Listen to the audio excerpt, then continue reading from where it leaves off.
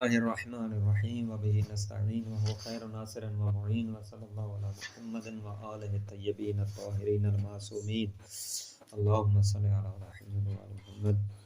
الاول فی الوضوء بضم الواو اسم للمصدر فإن مصدره التوضؤ على وزن التعلم وأما الوضوء بالفتح فهو الماء الذي يتوضأ به الى آخر۔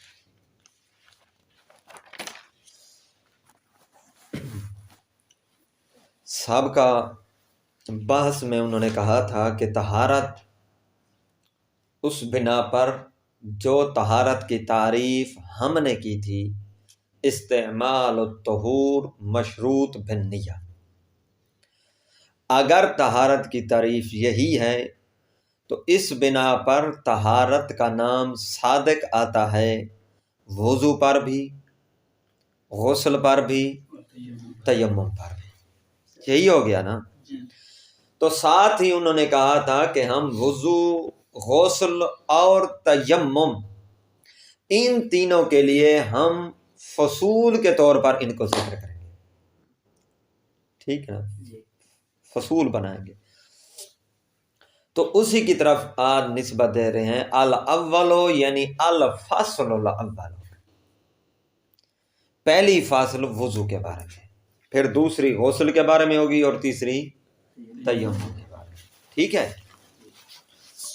فی الوضوء، وضو بضم الواو، واو کے ضمہ کے ساتھ، وضو نہیں کہنا، وضو کہنا ہے، وضو۔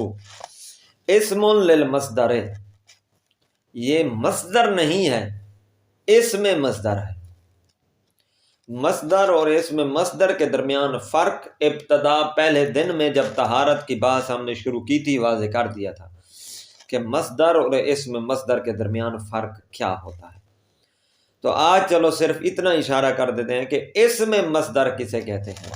انہوں نے جو کہا کہ وضو اسم للمصدر ہے، وضو اسم مصدر ہے، تو فرماتے ہیں اسم مصدر کہتے ہیں کسی چیز کو انجام دینے کے بعد جو حالت انسان کی نفسانی بنتی ہے، اس حالت کو اسم مصدر کہتے ہیں۔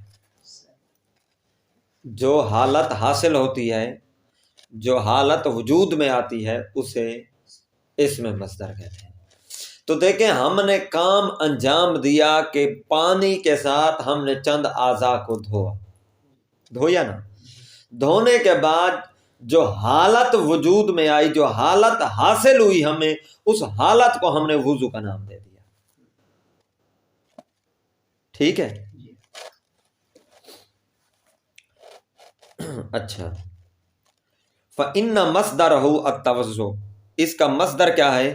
توضع ہے، توضع علی وزن التعلم، تعلم کے وزن پر ہے۔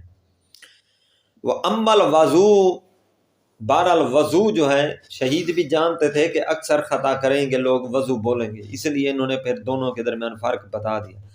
وضو بفتح، بالفتح، فتح کے ساتھ اگر پڑھا جائے تو فَهُوَ الْمَاءُ الَّذِي يَتَوَضَّأُ بِهِ، وضو اس پانی کو کہتے ہیں جس پانی کے ذریعے انسان وضو کرتا ہے، ٹھیک ہے۔ واضح یا کوئی ہے مشکل؟ پریشان نظر آ رہے۔ وَأَصْلُهُ مِنَ الْوَضَاءَةِ، اصلہ، اس کی اصل وضو کی وضاعت سے ہے، لفظ وضاعت، وضاعت وہی النظافت والنظارت۔ اب یہ وضاعت کی تعریف کر رہے ہیں۔ وضاعت کیا ہوتی ہے؟ وضاعت فرماتے ہیں نظافت اور نظارت کو کہا جاتا ہے، توجہ ہے۔ من ظلمت الذنوب، اب نظارت کیا ہے؟ من ظلمت الذنوب، یعنی نظارت کا معنی بھی ہے پاکیزگی، صفائی، کس سے؟ ذنوب کی ظلمت سے۔ یہ من کا تعلق کس کے ساتھ ہے؟ نظارت کا بیان کر رہی ہے۔ ویسے یعنی نظافت اور نظارت میں فرق ہے۔ ظاہری طور پر تو یوں کہا جائے گا نظافت اور نظارت یعنی صفائی، پاکیزگی، دونوں کا معنی پاکیزگی ہے، لیکن پھر بھی فرق ہے دونوں پاکیزگیوں میں۔ نظافت کہتے ہیں گندگی، ظاہری گندگی سے پاکیزگی کو نظافت کہتے ہیں، اور نظارت کہتے ہیں گناہوں کی پاکیزگی کو۔ ٹھیک ہے، نظافت اور نظارت میں فرق۔ نظافت ظاہری میل کچیل گندگی سے پاکیزگی، اور نظارت گناہوں سے پاکیزگی۔ اس لیے انہوں نے ون نظارہ کے آگے لکھ دیا من ظلمت ذنوب، کہ نظارت جو ہے وہ ذنوب کی ظلمت سے پاک ہونا، کہ ظلمت ذنوب قید ہوگی نظارت کی۔ واضح؟ وَمُوجِبُهُ البول والغائط والريح، فرماتے ہیں وضو کا موجب کون کون سی چیزیں بنتی ہیں، ٹھیک ہے نا، کن چیزوں کی وجہ سے وضو کرنا پڑتا ہے؟ فرماتے ہیں البول، پہلا ہے بول، والغائط یعنی پیشاب پخانا، والریح ریح کا خارج ہونا، من الموضع المعتاد اگرچہ یہ موضع معتاد سے خارج ہوں، یعنی جو ان کا نکلنے کا اصل موضع ہے عادی طور پر، او من غیر ہی یا اس موضع کے علاوہ کسی اور جگہ سے خارج ہوں۔ کب یہ کسی اور جگہ سے خارج ہوتی ہیں؟ ما انسداد، جب یہ موضع بند ہو جائے، ٹھیک ہے نا، کوئی تکلیف آ گئی، کوئی مرض میں مبتلا ہو جاتا ہے بندہ، اس موضع سے پیشاب پخانا نہیں نکلتا تو کسی اور موضع سے نکلتا ہے، اگرچہ کسی اور موضع سے نکلے پھر بھی موجب وضو بنتا ہے، ٹھیک ہے۔ ما انسداد ہی کی ضمیر اس موضع کی طرف جا رہی ہے، موضع معتاد کی طرف۔ وَإِطْلَاقِ الْمُوجِبِ عَلَى هَذِهِ الْأَسْبَابِ بِاعْتِبَارِ إِيجَابِهَا الْوُضُوء عِنْدَ التَّكْلِيفِ بِمَا هُوَ شَرْطٌ فِيهِ، فرماتے ہیں موجب کا اطلاق ہوتا ہے ان اسباب پر، ان اسباب سے مراد یہی بول، غائط اور ریح، ان اسباب پر لفظ موجب کا بھی اطلاق ہوتا ہے، اس اعتبار سے کہ بے ایجاب ہا الوضو، یہ اسباب، ہا کی ضمیر اسباب کی طرف، یہ تینوں اسباب بول، غائط اور ریح موجب بنتے ہیں وضو کے۔ کب؟ عند تکلیف، تکلیف کے وقت، تکلیف سے مراد درد والی تکلیف نہیں، حکم الہی، ٹھیک ہے نا، بما ہوا شرط فی ہے، اس جہت سے کہ بما ہوا یہ وضو شرط ہے فی ہے اس تکلیف میں، ٹھیک ہے۔ دیکھیں ہمارے پاس تین اصطلاحیں ہیں، ایک ہے موجب، ایک ہے سبب، ایک ہے ناقض۔ یہ تین اصطلاحیں بٹھائیں تاکہ یہ لائن سمجھ میں آئے، موجب، سبب اور ناقض۔ سوال یہ ہے کہ یہ بول، غائط اور ریح موجب وضو ہیں یا نہیں ہیں، ان کی وجہ سے وضو کرنا پڑتا ہے یا نہیں کرنا پڑتا، اور سبب وضو بنتے ہیں یا نہیں بنتے، سبب بھی بنتے ہیں وضو کا۔ اب ناقض وضو ہیں یا نہیں ہیں، ناقض بھی ہیں، یعنی وضو ٹوٹ جاتا ہے، وضو جیسے یہ آج ہے، اگر پہلے وضو کیا گیا ہو تو ٹوٹ جاتا ہے، ٹھیک ہے نا، پھر دوبارہ یہ موجب بن جاتے ہیں وضو کے، اور سبب بن جاتے ہیں دوبارہ وضو کرنے کے، تو سبب بھی کہہ سکتے ہیں ان کو، موجب بھی اور نواقض بھی، ٹھیک ہے نا۔ اس لیے کہا اطلاق الموجب علی ہذہ الاسباب، یہ تینوں جو سبب تھے ان پر موجب کا اطلاق کیا گیا ہے۔ مصنف نے کہا ہے موجبہ، موجب الوضو، حالانکہ یہ اصل ہے سبب وضو، اسباب وضو۔ میرا خیال ہے آپ پہنچ گئی ہے بات۔ وَيُطْلَقُ عَلَيْهَا النَّاقِض، انہی اسباب پر جس طرح موجب کا لفظ اطلاق کرتا ہے اسی طرح ناقض کا بھی اطلاق کیا جاتا ہے، باعتبار عروض حال المتطہر، اس اعتبار سے کہ عروض ہے یہ اسباب عارض بن جاتے ہیں اس بندے کے لیے جو بندہ مطہر پہلے پاک متطہر یعنی پہلے پاک ہوتا ہے، حائل ہو جاتے ہیں اس کی طہارت کے آگے، دوبارہ اسے کیا کرنا پڑتا ہے؟ وضو کرنا پڑتا ہے۔ تو یہ تین لفظ پورے ہو گئے نا، موجب، سبب اور ناقض۔ اب بات یہ ہے کہ بلا ان میں سے عام کون ہے اور اخص کون ہے؟ بات یہ ہے تھوڑا سمجھنے والی۔ وَالسَّبَبُ أَعَمُّ مِنْهُمَا مُطْلَقًا، سبب ان دونوں سے اعم ہے، منہما یعنی ناقض اور موجب سے اعم ہے، اور عموم خصوص مطلق کی نسبت ہے۔ سبب کے درمیان اور ان دونوں کے درمیان عموم خصوص مطلق کی نسبت ہے۔ عموم خصوص مطلق یعنی کل ما یصدق علیہ الناقض والموجب یصدق علیہ السبب، ہر وہ جس پر ناقض اور موجب کا نام صادق آتا ہے ہر اس پر سبب کا نام صادق آتا ہے، لیکن عکس نہیں ہے۔ ہر وہ جس پر سبب کا نام صادق آئے اس پر ضروری نہیں ہے کہ موجب اور ناقض کا نام بھی صادق آئے۔ مثلا یہ تو سمجھ میں آ گئی، اب ہمیں تطبیق کر کے دکھائیں یہاں۔ یہ تو آپ نے بتایا عموم خصوص میں نسبت، عموم خصوص میں عموم خصوص مطلق کیا ہوتا، تطبیق کریں۔ فرماتے ہیں دیکھیں، جب بندے کو حدث حاصل ہو جائے، محدث بن جائے بندہ، حدث واقع ہو جائے اسے، ٹھیک ہے نا، مثلا ہوا خارج ہوگی، ٹھیک ہے نا، تو پھر کیا ہوگا؟ ہوا خارج ہوئی ہے نماز کے وقت کے علاوہ، نماز کا وقت نہیں تھا، ہوا خارج ہو گئی اور اس نے وضو بھی کیا ہوا نہیں تھا، عمومی حالت میں تھا وہ بندہ، ٹھیک ہے نا۔ اب یہ جو ہوا خارج ہوئی ہے کیا یہ ناقض وضو تھی؟ ہیں؟ موجب وضو ہے، اس کی وجہ سے وضو واجب ہوا ہے؟ احسان تم نہ واجب ہوا ہے وضو، یعنی موجب بھی نہیں ہے اور ناقض بھی نہیں ہے، لیکن سبب شرعی ہے، شرعی طور پر ایک سبب ہے وضو کا، ٹھیک ہے،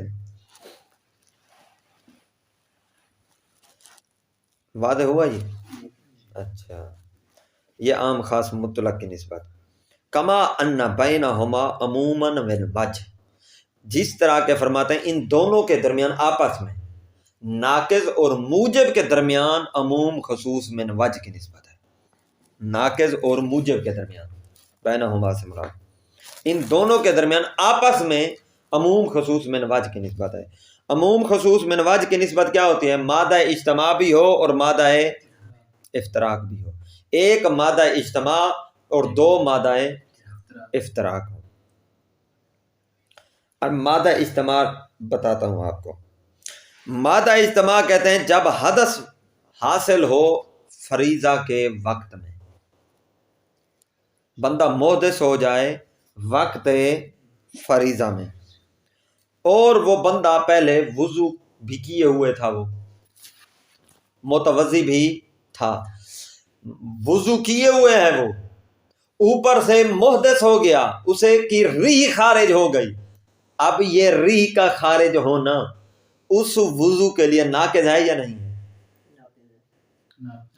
ٹوٹ جائے گا وضو، ناقض ہے، نماز کا وقت بھی داخل ہے، اب یہ ریح کا خارج ہونا موجب وضو ہے یا نہیں ہے؟ کیونکہ نماز کا وقت ہے، موجب وضو بھی ہے، ٹھیک ہے نا۔ تو موجب بھی ہے اور ناقض بھی ہے ایک ہی ریح، یہ ہو گیا مادہ اجتماع، ٹھیک ہے نا۔ اب مادہ افتراق کیسے کہتے ہیں؟ فرماتے ہیں مثلا حدث حاصل ہو جائے فریضہ کے وقت سے پہلے، غیر وقت میں، نماز مثلا یہ جو وقت ہے جس وقت ہم بیٹھے، ٹھیک ہے نا، وقت سے پہلے انسان ہو جائے محدث، ریح اس کی خارج ہو جائے، اور محدث جو ہے متوضی بھی نہ ہو۔ اچھا، متوضی نہ ہو. اب اس پر جب متوضی نہیں ہے تو اس پر ناقص کا نام صادق نہیں آئے گا. کیوں؟ کیونکہ وضو جو نہیں کیا، اس نے وضو نہیں کیا، اس لیے اس پر ناقص کا نام ثابت نہیں ہے، صادق نہیں آئے گا. لیکن اگر عبادت کرنا چاہے تو موجب کا نام صادق آئے گا. اسی طرح اگر وہ وضو کیے ہوئے ہو لیکن عبادت کا ٹائم نہیں ہے، عبادت کرنا بھی نہیں چاہتا، ناقص ہوگا، پھر موجب نہیں ہوگا. ٹھیک ہے نا. ایک جیا سے ناقص جدا ہوتا ہے موجب سے، ایک جیا سے موجب جدا ہوتا ہے ناقص سے. متوضی ہے تو پھر یہ رہی ناقص ہو جائے گی. متوضی ہو، عبادت کا نہیں ہے دل، ناقص. عبادت کا ہے، متوضی نہیں تھا، تو ناقص نہیں، صرف موجب. ٹھیک ہے. تو ان کے درمیان یہ کیا بن گئی؟ عموم خصوص من وجہ کی نسبت. اچھا. فکان التعبیر بسبب اولا. پس یہ عموم خصوص من وجہ کو تھوڑی دیر پیچھے رکھیں، عام والی بات پہ ہیں، عام خاص مطلق والی پہ. وَالسَّبَبُ أَعَمُّ مِنْهُمَا، کہ سبب اعم ہے کن دونوں سے؟ ناقص اور موجب سے مطلقاً. یعنی سبب اور ان کے درمیان عام خاص مطلق کی نسبت ہے. تو اس سے پتہ چلا پس کان التعبیر بسبب اولا من الموجب. تو تعبیر بہتر یہ تھی، اولویت اس بات کو تھی کہ مصنف لفظ موجب ہو نہ کہتے، سبب ہو کہتے. سبب کے ساتھ تعبیر لانا زیادہ اولا تھا. مصنف کیا لائے ہیں؟ وَمُوجِبُهُ الْبَوْلُ وَالْغَائِطُ وَالرِّيحُ، یہی لکھا نا مصنف نے. بہتر تھا، شہید ثانی فرماتے ہیں کہ وہ یہاں موجب کی جگہ پر لفظ سبب لے آتے، کیونکہ سبب کیوں؟ اولویت، وجہ اولویت یہ ہے کہ ان السبب اعم منہما. ٹھیک ہے. یہی بات تھی جو دقت والی تھی. آگے آسان ہے پھر. وَالنَّوْمُ الْغَالِبُ غَلْبَةً مُسْتَحْلِقَةً. چوتھا موجبات وضو میں سے، ٹھیک ہے نا، نوم ہے. وہ نوم الغالب جو غالب آ جائے. کس چیز پر؟ ایسی غالب ہے، پہلے غلبتاً مستحلقتاً، ایسی غالب ہے جو ہلاک کر دینے والی ہو. کس چیز پر غالب آ جائے؟ علی السمع والبصر، کانوں پر بھی اور آنکھ پر بھی. نہ بندہ دیکھ سکے، نہ بندہ اس کے ساتھ سن سکے. بل یہ مصنف رحمۃ اللہ علیہ نے کہا کہ نوم غالب آ جائے کس پر؟ سم اور بصر پر. اب شہید ثانی کیا فرماتے ہیں؟ بل علی مطلق الاحساس، بلکہ مطلقاً محسوس کرنے والی جتنے بھی اعضاء ہیں ان پر غالب آ جائے. صرف کان اور آنکھ نہیں، مطلقاً حواس خمسہ پر غالب آنا شرط ہے. ٹھیک ہے نا. نہ بندہ چکھ سکے، نہ بندہ سونگھ سکے. ہاں جی، تمام حواس خمسہ پر غالب آئے تو پھر اسے کہیں گے وہ بنے گی موجب وضو. ٹھیک ہے. اب شہید ثانی سے پوچھتے ہیں کہ بلا جب شرط یہی تھی کہ تمام پر غالب ہے تو مصنف رحمۃ اللہ علیہ نے صرف دو کو کیوں ذکر کیا؟ تو فرماتے ہیں وَلَكِنَّ الْغَلْبَةَ عَلَى السَّمْعِ تَقْتَضِي الْغَلْبَةَ عَلَى سَائِرِهَا. مصنف نے ان دو کو صرف اس لیے ذکر کیا ہے کہ سم پر غالب آ جانا نیند کا یہ تقاضا کرتا ہے کہ وہ تمام کے تمام حواس خمسہ پر غالب آ گئی ہے. واضح؟ یعنی جب انسان کے سم ختم ہو جائے، سماعت ختم ہو جائے، اس کا مطلب ہے باقی سارے کے سارے حواس خمسہ پر غالب آ چکی ہے نیند. یعنی آخر میں جو بند ہوتی ہے وہ انسان کی سماعت ہے نیند کی حالت. اس سے یہ پتہ چلا فَلِذَا خَصَّهُ، اس لیے مصنف رحمۃ اللہ علیہ نے تخصیص کر دیا سم کے ساتھ کہ نوم غالب آ جائے سم پر، تو اسی میں باقی سارے حواس خمسہ آگے جب شہید ثانی نے یہ تعویل کی، پھر ہم نے کہا کہ بلا ٹھیک ہے، یہ تو سمجھ میں آ گئی کہ جب سم کہہ دیا ہے مصنف رحمۃ اللہ علیہ نے، اس کا مطلب ہے باقی سارے عذاب پہلے سو چکے ہیں، یہ آخر میں سوتی ہے سماعت، تو یہ موجب وضو بن جائے گی۔ لیکن پھر ساتھ بصر کو جو ذکر کیا ہے، بصر کو پھر ذکر کرنے کی کیا ضرورت تھی؟ فرماتے ہیں اما البصر فهو اضعف من کثیر منها، بصر ان سب میں سے کیا ہے؟ ضعیف ترین ہے، کمزور ترین حواس خمسہ میں سے ہے۔ کمزور سے معنی یہ آخر میں جو بند ہوتی ہے وہ آنکھ ہے۔ جب انسان کو نیند آتی ہے نا، سب سے پہلے جو بند ہوتی ہے، عفواً سب سے پہلے جو بند، کمزور ہے نا، یعنی سب سے پہلے گر جاتی ہے، سب سے پہلے جو بند ہوتی ہے وہ کیا ہوتی ہے؟ آنکھ۔ بس آنکھیں بند ہوتی ہیں اور بندہ سن رہا ہوتا ہے، ٹھیک ہے نا؟ سب سے پہلے آنکھ بند ہوتی ہے، تو قبلہ پھر سب سے پہلے آنکھ بند ہوتی ہے، تو اس کا مطلب ہے مصنف رحمۃ اللہ علیہ کو آنکھ کا، بصر کا ذکر کرنا ان کے لیے مناسب نہیں تھا۔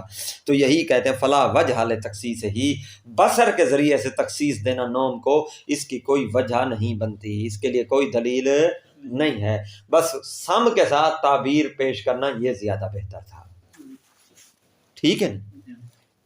وَمُزِيلِ الْعَقْلِ مِنْ جُنُونٍ وَسَكْرٍ وَإِغْمَاءٍ، اسی طرح عقل کا زائل ہونا، یہ پانچواں ہے موجبات وضو میں سے۔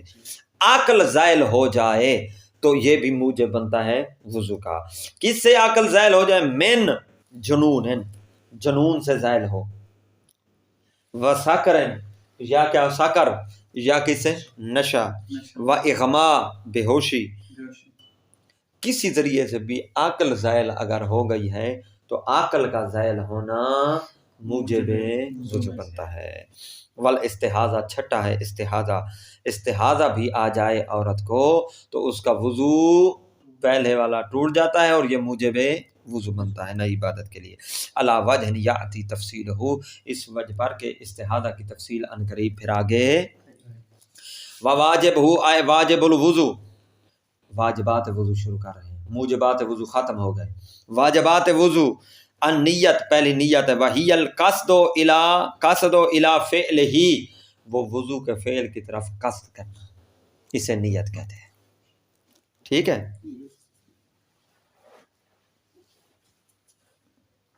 یہ استحاضہ کی تفصیل اس لیے ذکر نہیں کی، آگے آئے گی۔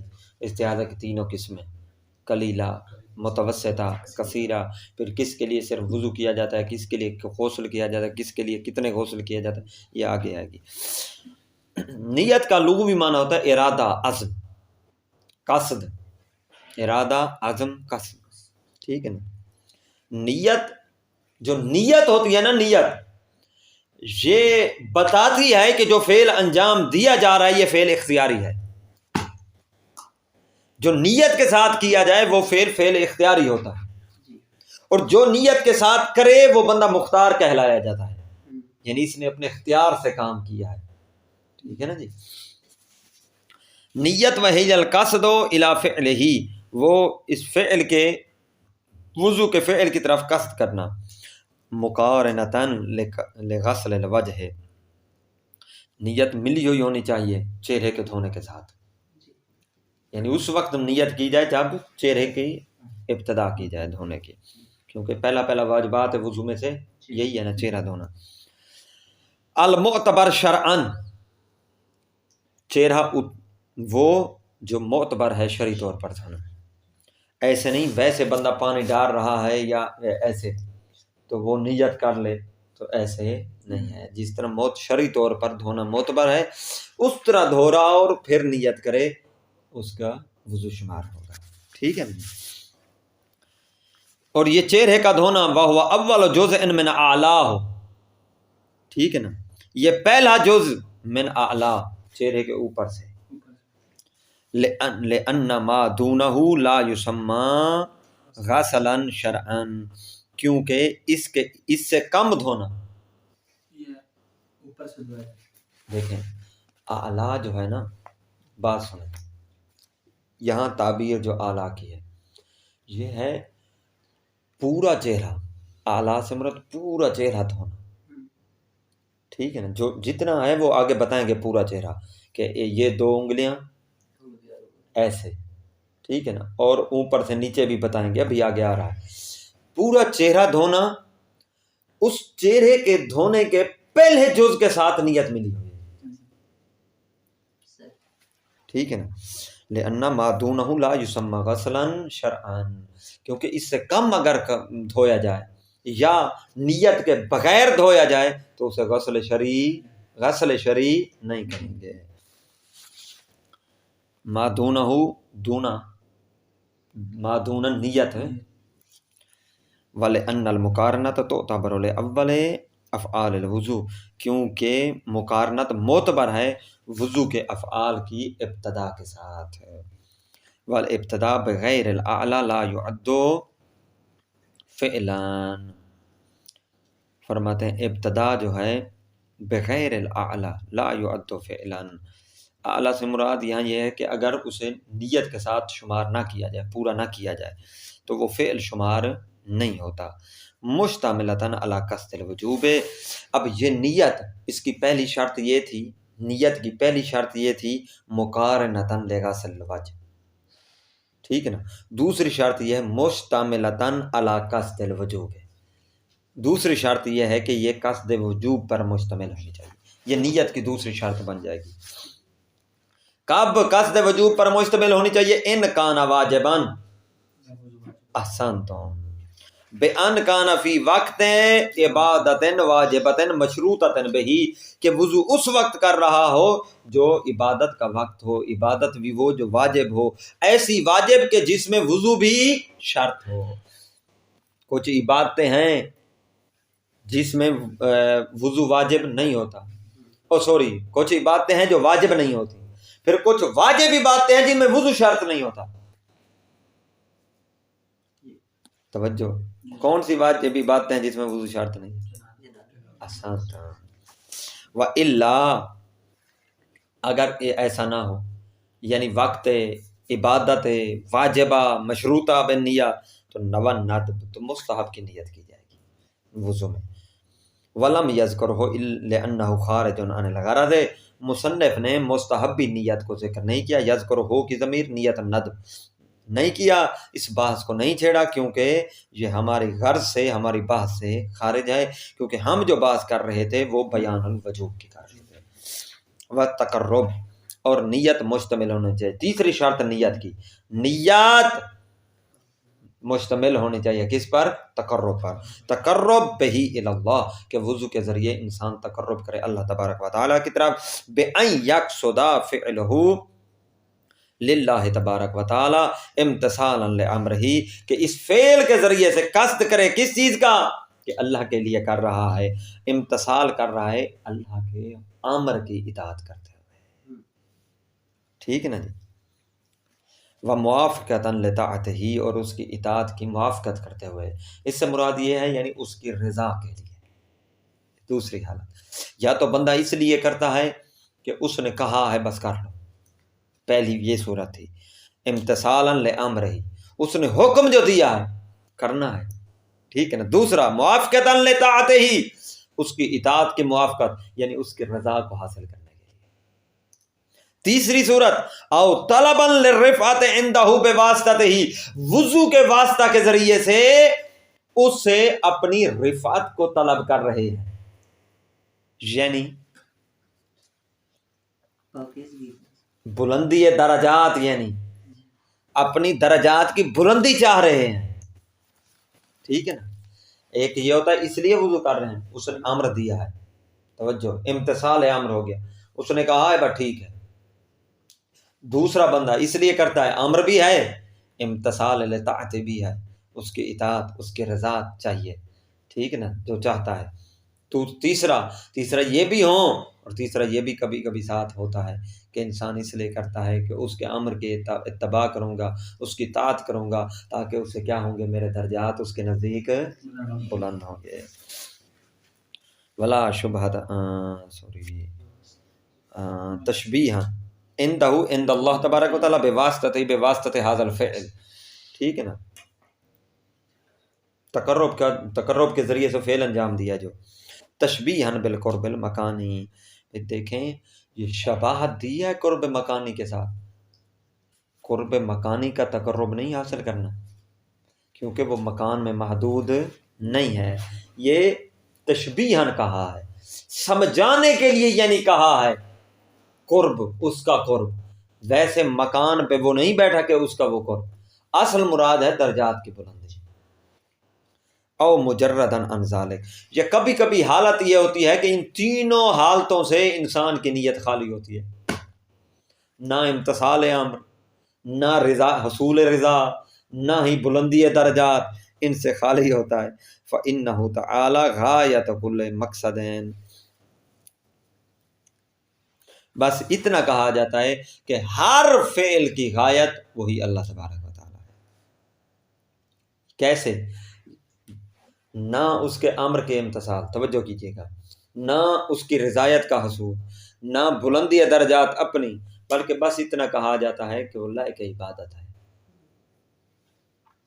اب یہ ذہن میں نہیں ہے کہ اس نے امر دیا اس لیے کر رہا ہوں، یہ نہیں ہے کہ اس کی رضایت خرید رہا ہوں، یہ بھی نہیں ہے کہ میرا درجہ، وہ لائق عبادت ہے اس لیے کر رہا ہوں۔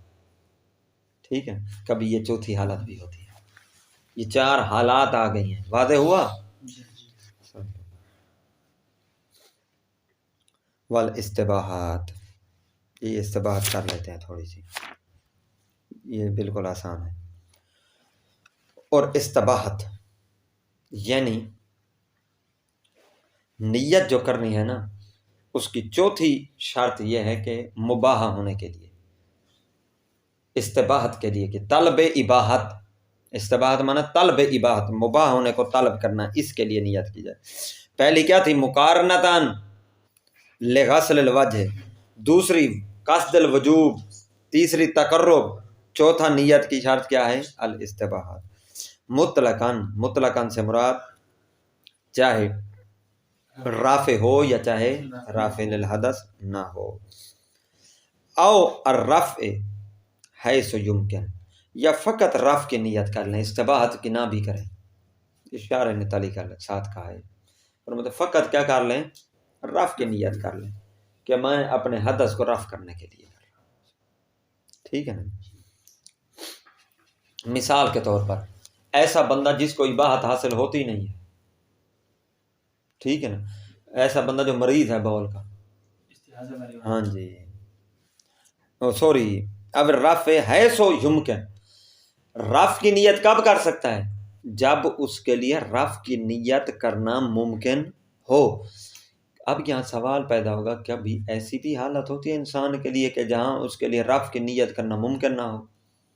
فرماتے ہیں ہاں، جب انسان باؤل کا مریض ہو، جب انسان ریح کا مریض ہو، ٹھیک ہے نا، ہر وقت خارج ہوتا رہتا ہے، تو وہ کیسے رفع کی نیت کرے گا جو رکتا ہی نہیں ہے؟ ٹھیک ہے نا، واضح ہوا؟